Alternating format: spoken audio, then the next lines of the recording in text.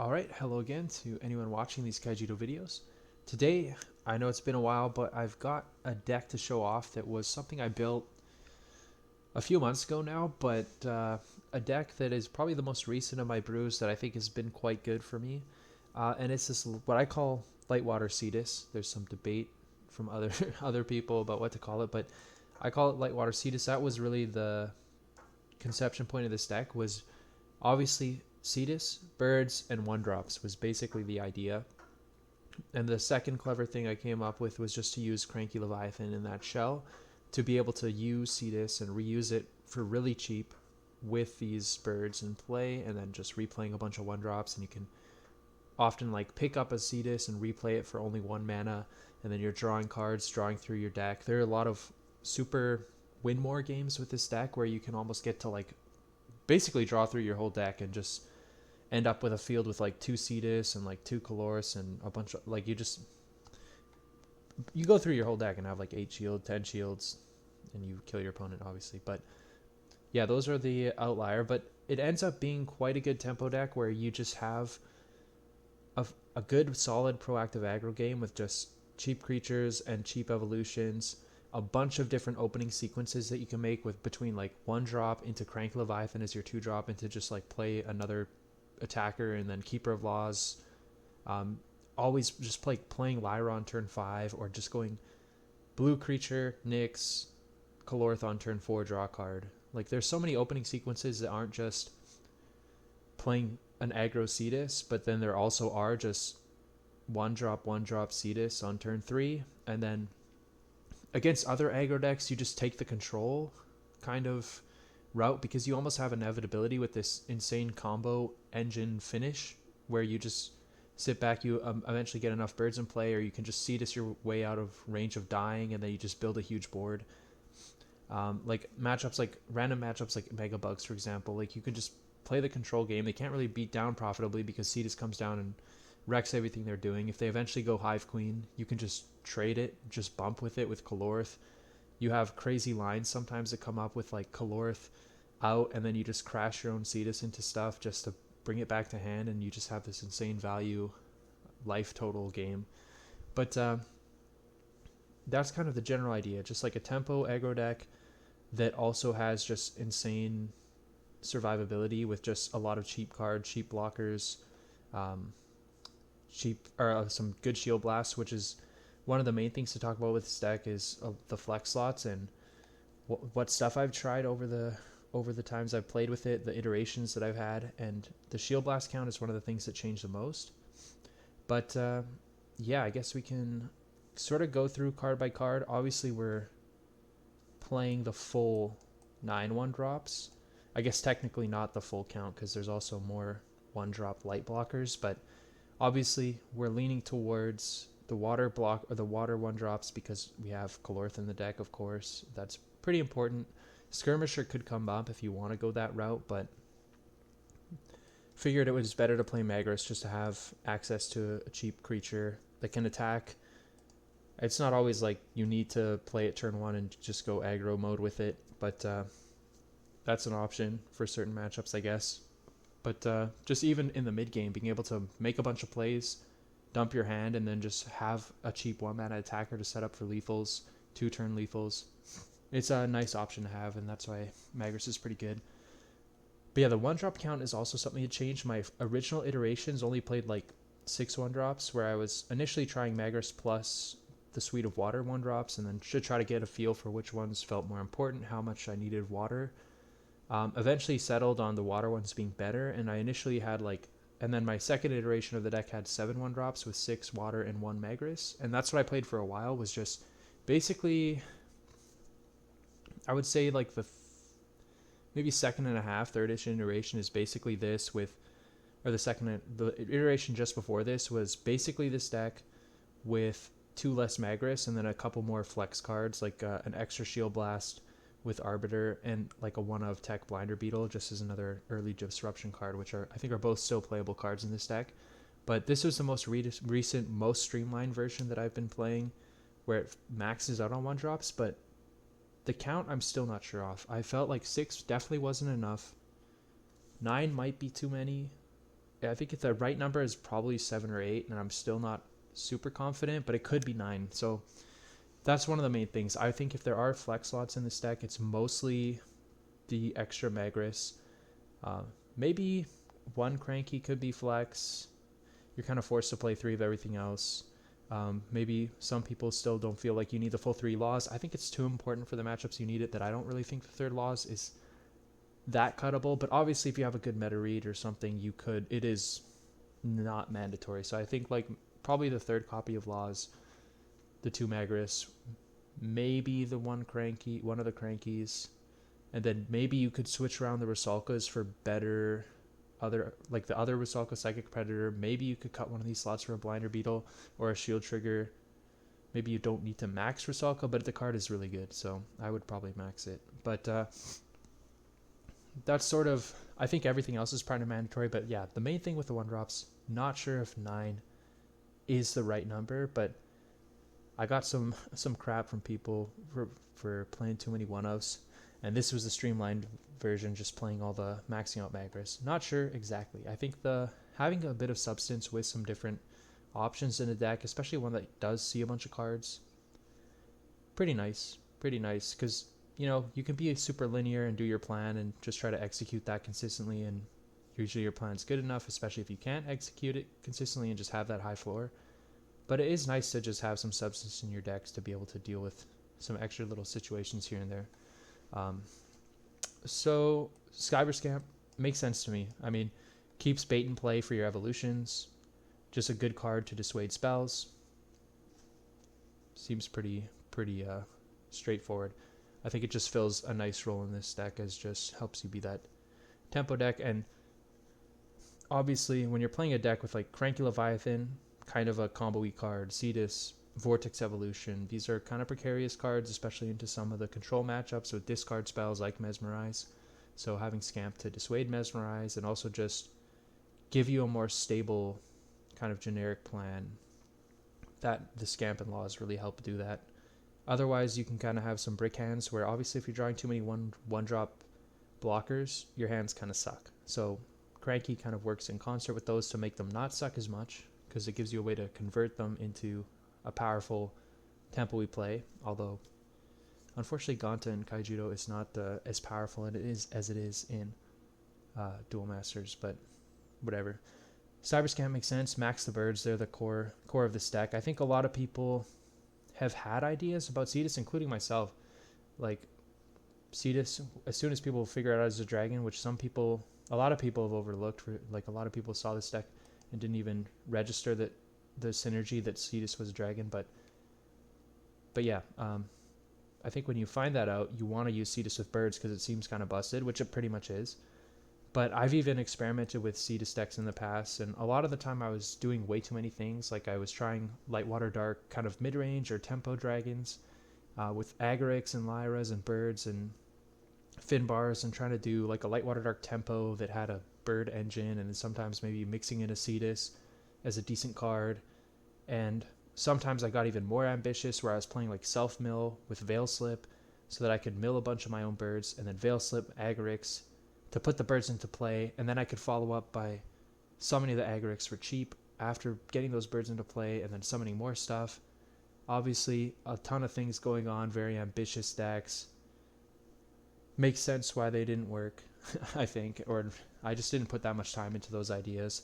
There's a lot going on there, and I think this is when I just randomly had the idea, built it on my floor of like my room, and just pulled out a bunch of cards and just like threw this deck together, the first iteration of this deck, in like 10 minutes, just with a more streamlined idea of just 1-drops, Cranky, CETUS, and birds, and then just cut out all the extra crap I'd always been toying with, because again, it's an idea a lot of people have, but I just don't think people have really put it into practice that much, and it seemed to work well. So max the birds, obviously the core of this deck. Cranky, I've mentioned it already, just gives you a cool combo play to make these cards less bad.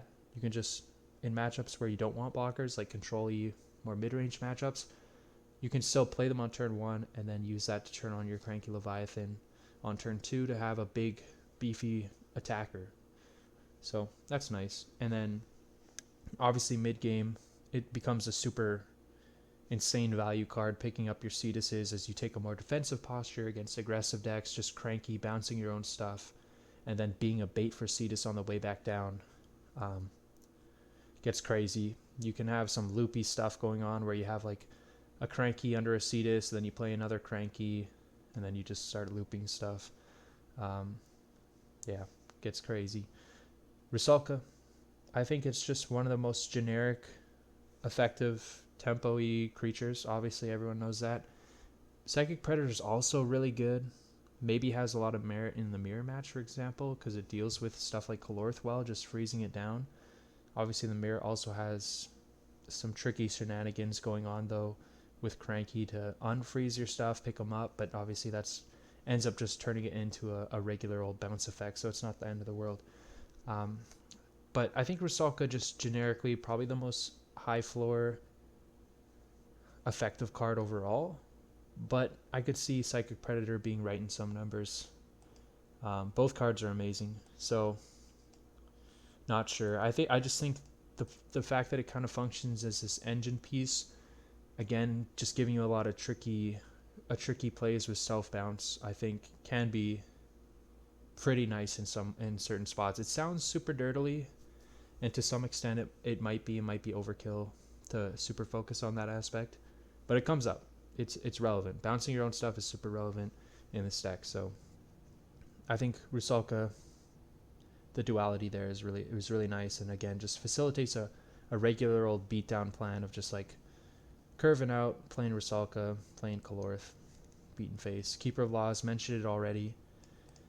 My first iteration of the deck was a little different than this. I was playing Cyberlord Core Isles and playing a much higher trigger count as well. And Cyberlord Core Isle, you just defensive card, you set shields, you set stuff with CETUS, you can use Core Isle to fish certain cards that you put down if you fish, or like you put 2 cards down, or you just generate so many shields, and then you have a bunch of cards in your hand when your engine's going, and then you can just filter through stuff, and then after stabilizing maybe from 0 shields, you can drop a Core Isle, go down to 0 shields, generate an extra shield, set a trigger there with Core Isle, all sorts of plays.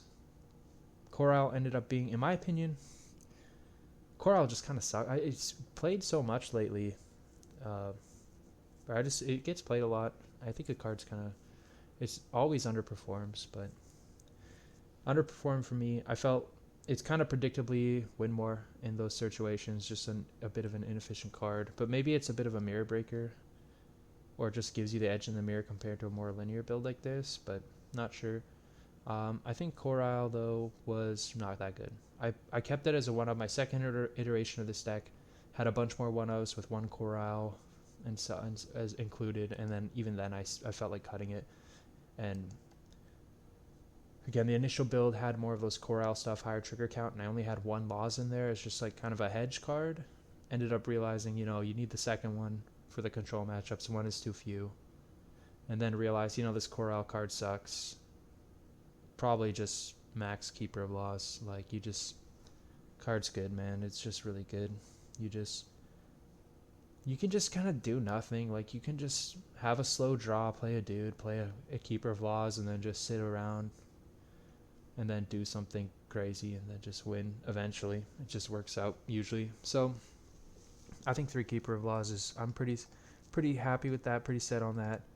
But obviously there's worlds where you could just trim down on those for more arbiters or something like that. I think the third one could be considered a flex thought. Obviously the dragons, you just play the good dragons. There's other light dragons, a few other water dragons. All of them suck, all of them are not worth considering. You just play the good ones. Just CETUS, Calorth. Calorth's awesome. Always been a good card. Unfortunately, like mono water, kind of a not very great deck. I think just playing it as a generic Evo and some watery tempo deck, it's fine. It's always been a decent card, but this is a deck where it really shines, where you're making use of the dragon synergies, and it's also just big beater, synergizes with your other evolution. It's just a good card. And this is kind of the perfect home for it to really let it shine.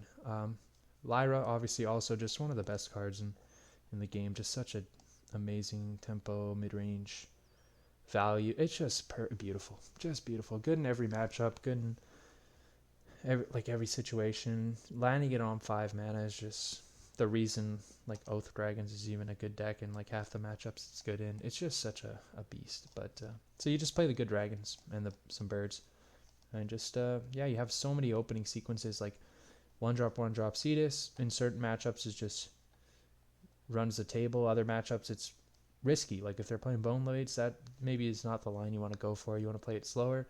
You also have like just play turn 2 Lux, then turn 3. You can go 1-drop CETUS on both those creatures. You can play it a bit slower. You have so many opening sequences with Nyx into Kolorth on turn 4. You can sandbag your plays and then just wait for Nyx to proc. There's just, yeah, if they ever don't have the answer for Nyx, you kind of run away with the game. Just awesome. Just awesome. The Shield Blast count is, again, as I mentioned a while ago, one of the things that's changed the most over time with this deck. My initial build, my first list was 3 Arbiter, 3 Piercing. Very quickly realized 3 Piercing just not doable. You're playing too many cheap cards. You're trying to play 1-drop on turn 1 too often. You're trying to curve out, use all your mana every turn in the first 3-4 turns. You just can't multi-break that much. CETUS, obviously the core of the deck, you're playing 3. Piercing, supplemental, great spell. It's just a good spell. Bounce your own stuff, tap something of theirs. Super flexible, gets 2 things out of the way to push damage. It's a good shield trigger, good castable card. Obviously, everyone knows Piercing's great. I'd love to play more. Unfortunately, you just can't play the multis. This card, even the one of, is kind of a flex spot, you could say. It could just be Arbiter. But I like the card. It's debatable. You could maybe play 2. I think 2 is too many. I basically felt I'd like to play more Piercing, but I can't play. So I cut it down to 1. Or actually, well, my first iteration was 3 Arbiter, 3 Piercing, as I mentioned. Arbiter, another good card. Just much better against like snowball-y creature board. Like something like Water Nature Aggro, I found is something where you really want the Arbiters, because some of the games you lose are just, they get too much board presence early and then draw a bunch of cards and you have to answer their board, but they go too wide. And then Arbiter helps you navigate that better, because you can just high roll an early shield Arbiter, pick apart their board, and get rid of their hatchery or something, and then tempo shift a little bit better than something like a Stormspark does. So I think that's one of the matchups in my testing so far that's really made an argument for keeping Arbiters. But I really felt like Stormspark was kind of crazy, and it helps against like a lot of, it's just such a nice card to sit back dirtle. A lot of people, maybe it's a meta thing too. It is, if more people play Water Nature Aggro, for example, I think maybe you would have to move towards Arbiter. But Stormspark just makes more sense kind of in the sort of theory of the deck, just being able to get one more turn to just stabilize with the CETUS and just go crazy, or just make some big play. That's kind of, it makes a little more sense just to survive to the next turn and generate more shields, generate more draws, or maybe burst out a bunch of stuff after having a few birds in play. So I think Stormspark also functions as a sweeper spell. You can just sit back, dirtle, with your Kolorth, your CETUS, and then just blow up their whole board at some point, right? It's just such a flexible card. Great. It's a good Shield Blast to just give you that 1 extra draw step, to 1 extra attack phase, to like survive an all-out swing from your opponent and then crack back. And then on top of that, it's a board sweeper. It's also more so than Arbiter, which 1 more mana and only taps 2 things. And furthermore, Stormspark also just gives you game events, a bunch of random crappy blocker decks people might play, to just play a ton of blockers. You don't even have to play into it. You could just sit back, wait. They drop a Haven even. You just Stormspark their ass and kill them. Makes sense. Card felt good to me. It's good in pretty much every matchup, unlike Arbiter, which is more pointed. And again, your deck is, that was kind of the thought process too. Your deck is generally going to be quite good. This deck is going to be quite good against like lower to the ground rush decks that do snowball on you early.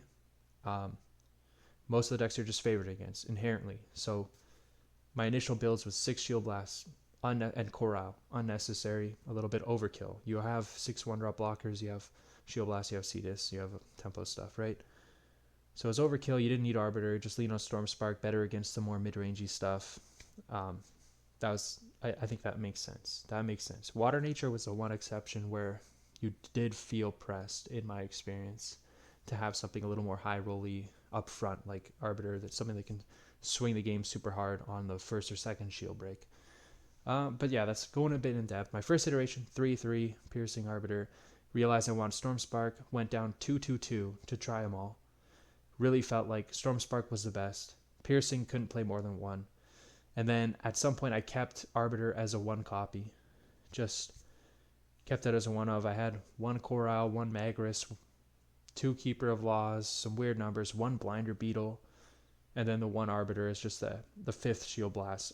I think the fifth Shield Blast is definitely playable, as I mentioned with the flex slots. I think the fifth Shield Blast, just one of Arbiter, still just gives you that little bit more shield equity. Equity from your shields, and another guard that offset some of those snowbally hands your opponent can have, where you have a slower hand, they just go wide on you. Gives you one extra card from shields to kind of swing that that otherwise your deck wouldn't be capable of at all, really. So just gives you some small equity there to have the one Arbiter, and I think that's fine. Gives you more stuff to find off a CETUS to stabilize you one more turn to then kill them with another evolution the next turn, right? So I think one of Arbiter is still totally playable if you want to maybe trim a Magris. I think that's a super good addition. Depending on the meta, you could trim Keeper of Laws for that. It's all options. But I definitely felt Piercing, one of at most. Storm Spark, the best of the three as an option. And then, yeah, from there, Arbiter would just be one of the flex slots I'd consider that I still think is totally fine. Let's check out the rest of the sideboard. I have some other options. Most of the cards I mentioned, Coral. Some people still like this card from the other people that have tested with this deck and played it. I felt it was good. I wanted to keep it in as a one of. I felt like it did give you some sort of way to win some spots that you shouldn't be able to. Like maybe it's unfair to classify it as win more. I mean, I think that's the general gist of what it is a lot of the time. Like, oh, I've got all these cards. I've dug through so much of my deck. I found a Storm Spark. I'm going to set it and then just sit and then just go for game and I win 100%. You probably already won 100% in most of those situations. But there are some where it's like you're digging for, you're behind, you're digging, you drop a CETUS, you're looking for a Storm Spark, to set in shields or something, you miss it. But if you have it in hand, you can have a Coral and set it there. And then that buys you that one more turn. And I think that is an option. Like that is one of those substance plays that I was talking about way back at the beginning of this video. This build's super linear. You got your anti-control stuff, and you got your 9/1 drops just for the main game plan of just dump a bunch of cheap cards and do cheap CETUS stuff. But it's nice to have some one-ofs that can give you play out of certain tight spots that you can draw into, and that are also just like kind of fine cards on their own, right? So Coral's still a decent card. Like it just curves into Keeper of Laws and lets you loot a card, even if you're not setting any shield blasts. Like card's decent, so still an option as a one of. I would say I probably wouldn't play more than one, but card's fine. Finbar was an idea. Finbar and Cephalia, just other ways of like hedging for control. I think totally fair options. I think Finbar feels like unnecessary. It's just a little too expensive. Probably comes down late, but it is a card that helps you play through Andromeda, like in the mid game.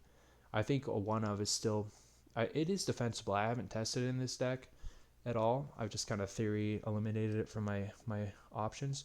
But sometimes it feels like with only one Piercing, 3 Rusalka, it would be nice to have a bit more bounce for Andromeda, just to juggle it and keep going wide into that card. And I think one Finbar kind of fills that role, but it's a bit ambitious. It's mostly a brick early, and yeah, so it's a bit situational, but it is another card that could potentially help. Same with Cephalia, similar idea is just when you have those disjointed hands that have just a bunch of the lower card quality stuff because the cards aren't coming up in the right order, which is a problem with these decks and a problem with a lot of the synergistic Kaijudo decks in general when you're playing a bunch of 3-ofs. Like if you don't see your CETUS or you're cranky or one drops early, you just kind of do nothing. If you don't see the birds with any dragons, you're not doing anything. So just having ways to just put creatures into play and then refill. With Cephalia, it's another just kind of generic tempo game card that I think could bridge the gap between some weak hands to make them better. So that's another one of option. Haven't tested it in this deck either. I think in general, Finbar and Cephalia, they're just a bit too much mana, maybe. They're just too much mana for me.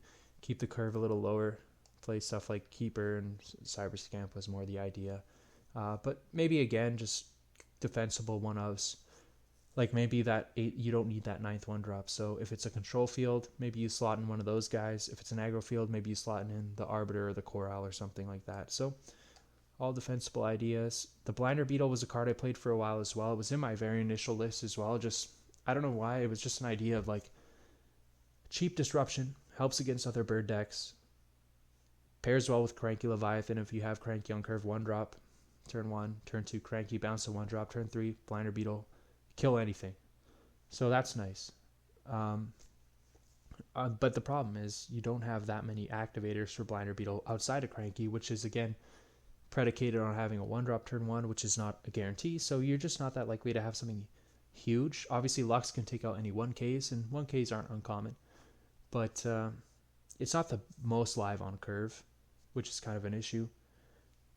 But in the mid game, gives you a cheap card, cheap disruptive like removal option that you can just, like, it just comes up like 2 mana CETUS. You can go 2 mana or 3 mana Blinder Beetle plus 2 mana CETUS at some point and just like evolve. That's like just came up a lot with Blinder Beetle, where it just gives you a removal effect plus CETUS in a mid game turn, and that's just nice utility. It just was a good card. You can then pick up the CETUS Blinder Beetle pile with your Cranky Leviathan, and then you have another removal effect. So I felt it was just good utility, solid card, gives you something to maybe help mitigate birds in certain draws and sequences from opponent, or deal with a hatchery in some sequences. So I felt like the Blinder Beetle did offer some good stuff, and I just like having that, especially when I was cutting down the piercings, which just took away more of those early tempo controls options. Now just having like the 3 Rusalka's 1 piercing, I think the 1 Blinder Beetle still offers something. So I think that's still another card over the Magris that I would consider playing if I was to cut that. So I think that's totally still a valid card. Arbiters I've touched on a lot. I've played every number in this deck from 3 to 0. Right now I'm playing 0. Could totally see 1. I probably wouldn't go back up to 2 or 3 unless we're in some really weird world. But maybe that would be what a list would look like in some kind of optimal meta game where certain decks are seeing high play rates or something. I don't know. Ironwool Tree, another option to mitigate Mesmerize on turn 3, especially when you're on the draw. You can just drop a Scamp or an Ironwool Tree, mitigate that effect. Obviously, Ironwool Tree makes a lot more sense in this kind of deck than something that can't convert it into an evolution, right? Having Ironwool Tree doesn't have to last forever. It just sits there, protects your laws or your other conversion cards. Like, you don't have to worry about Mesmerize, picking apart your like Nyx into Calorth curve. You know, maybe that's a bit ambitious, but you go turn 1, 1-drop, turn 2 Ironwool, turn 3 Nyx, turn 4 Calorth on the 1-drop, right? Good curve. Gets picked apart by Mez, right? But now you can protect that sequence. So pretty nice. So it just gives that. If you play it with the Blinder Beetle, that's a nice little package. It just gives you one more 2-drop with a bunch of power that can clear stuff. On the draw especially, they go turn 3 Hatchery on the play, turn 3 Nyx on the play. Boom. Ironwool, turn 2, turn 3 Blinder Beetle, kill either of those 2 cards. Not bad. I know Claude Alpha, when we were talking, he was down for that package. I still think both those cards pretty viable. I haven't tested. I played with all these cards except for like the Finbar and the Cephalia, and I haven't tested Ironwool Tree, but in theory that makes sense to me. It's a defensible card. Could definitely go in over that 9th Magris. Psychic Predator. Talked about this card too. Just a great, I love this card. It's just another great option for defense, but hard to find room for it, and I think it's hard to say. It's just hard to say. I just prefer the Rusalka Aqua Chaser straight up, but totally defensible if you want to mix in one of these. So yeah, that's most of the card choices. I think, as I've touched on, deck is quite good. In my internal testing, it's been one of the best decks, but my little testing gauntlets and stuff definitely biased towards more aggressive stuff. But it's also fair because I try to test other decks and other people's decks and the mid-range decks and stuff, and they just do dog shit. So they're just not playable decks, unfortunately. Like, I've tried some variants of Lightwater Darkfire Dragons. Deck is dog shit. Have to probably build some that are a little bit better these days, but yeah, there's just a lot of weak decks, so then I ends up skewing towards a lot of my decks that are really successful. I've found are just these style. This is almost this exact style of tempo deck where a lot of cheap cards, a lot of flexibility, and being either an aggressive, being able to play either the aggressive or the defensive role, having a lot of defensive cards while also being a sort of aggressive tempo decks. Just basically just quintessential tempo aggro control stuff with very cheap low curve cards and proactive game plan to lean back on. And that's what a lot of my successful decks within my own testing gauntlet I found to be our mono light, this deck, mono dark, water nature to an extent, although that one's probably the least like that. It's more of a pure aggro deck, but has just a lot of card advantage. It's a little more frail. But yeah, this deck has been quite good for me. I think matchup wise, very good against most other aggressive decks. This build in particular, maybe a little soft given that it's maxing the laws, playing only the 4 Shield Blasts, but still has been quite good against most aggressive decks, good against a lot of mid-range decks. Just has some fail rate, I think, drawing a little bit too many brick hands sometimes. Can be weak to Tendril Grasp. But I feel like it's still been pretty close with some of the Haven lists that I've been testing against playing Tendril Grasp and Root Traps and stuff like that. Deck still performs pretty well, mostly on the back of going up to 3 Keeper of Laws, but yeah, deck's been pretty good. Not really that many bad matchups. Oath Dragons can be kind of tough if you don't have the right draws. Like if they just high roll you, and if you don't see the right mix of CETUS, like and even then, like if you see CETUS and they have Lyra for like from an Oath, and then yeah, your CETUS draws are safer from Herald, but they're a bit slow to kill them unless you risk getting heralded. And then at that point, you can get Lyra, and then Lyra plus Twin Cannon Maelstrom clears the CETUS, which more people are playing lately as they've adopted a lot of my technology. So, yeah, it's tough. But I found like Oath Dragons to be one of the harder matchups. Certain control decks, like the Light Nature Haven Rat, is kind of a toss-up. Maybe slight. I would maybe say it maybe slight Light Nature Haven favored. Hard to say. But everything else, I feel like this deck has been kind of crushing. So, yeah, good deck. Lots of different stuff. I would say, again, flex cards, maybe third Laws, third Magus, maybe this Piercing. Cranky sometimes can be a bit bricky. Maybe having all 3 for the CETUS self-loop plays is overkill. Also, like those turn 2 Gauntlet kind of draws where you have like initiate into Cranky and just beat down. I mean, we're playing a game with Aqua Strider, and like it's just, and Swordhorn and Lost Patrol. Like there's a lot of big stuff, and it's not like that's like a huge deal. It's not that strong of an opening, so maybe it's like a bit bricky to play 3. Could be the case. But I think everything else pretty set. Just like set. Couple Magris, Keeper, Piercing, maybe Cranky, and then maybe in some world 3 Storm Sparks is not correct, but I think it's too good right now into too many things. It's just the most generically vacuum best deck for this kind of game plan. So yeah, makes sense. Good deck, but yeah, built this a while ago. Took it to the mega meet that I went to for Duel Masters. Claude stole my deck.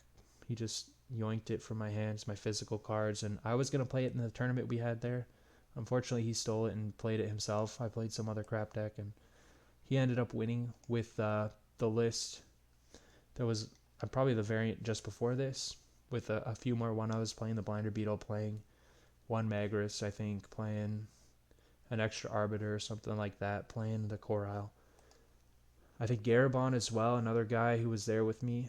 I played the CETUS deck a bunch against him. He took it to a Gen Con Kaijudo event. Only a few players, but he ended up taking that down too with this deck. So it's had a few people all over the world actually pick it up and use it, which has been cool. And they've done some stuff with it. So yeah, I think the deck's been good and one of my better builds that I've come up with in. I mean, it's the only real new deck that I've come up with in the last few years, probably. But yeah, it's been good. I think there's a little bit more work to do, a little bit more to figure out, but I think I got pretty close to where I want to be with it on maybe the second iteration. And yeah, this is just the most lean variant. So rambling now, but yeah, that was Lightwater CETUS.